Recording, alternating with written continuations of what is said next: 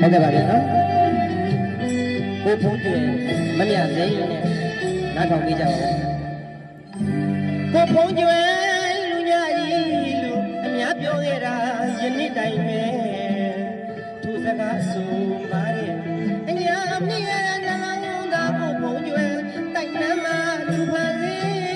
နှလုံးသားကိုယူနှစ်ယောက်ဆုံးပဲမမြစိမ့်လူရများပါတယ်လူညာမဟုတ်ဘူးမင်းကိုပြောလိုက်မယ်မမြစိမမြစိတာနဲ့လင်းကိုမမြင်တွေထားပြစ်ခဲ့တာယနေ့တိုင်းရလွန်မပြေဟုတ်ကဲ့ပါဗျဒီဇလန်းလေးမှာဘသူညာခဲ့တာလဲဆိုရင်ကိုဖုံးကျွယ်ညာခဲ့တာမဟုတ်ပါဘူးမမြစိမ့်ကညာခဲ့တာပါ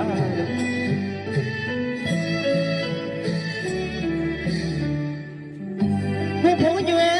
လူညာကြီးလို့အများပြောခဲ့တာယနေ့တိုင်ပဲသူစကားဆိုမာတဲ့အညာမရဲ့နှလုံးသားကိုဖုံးကျွယ်တိုက်နှမ်းမှာသူပါစေနှလုံးသားကိုယူနှစ်ယောက်ဆုံးပဲမမြစိမ့်မူရများပါတယ်မဟုတ်ဘူးမင်းကိုပြောလိုက်မယ်မမြစိမ့်မမြစိမ့်တာနဲ့လင်းကိုမမြင်တွေထားပြစ်ခဲ့တာယနေ့တိုင်ရလွန်မပြေ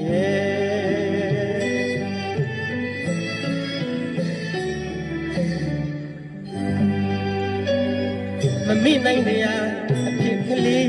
တွေကရှိတရားကွယ်မမြရေးဆိုတကားရုပ်ရဲ့လေးလေးစီလို့လိုက်ခဲ့ရတယ်စာလီတော်ရမိဂူရာလေးတပြည့်ချေကမဲပိုက်စရာများရဲ့အညာမိဆံခဲ့ရပြန်လေမဟုတ်ဘူး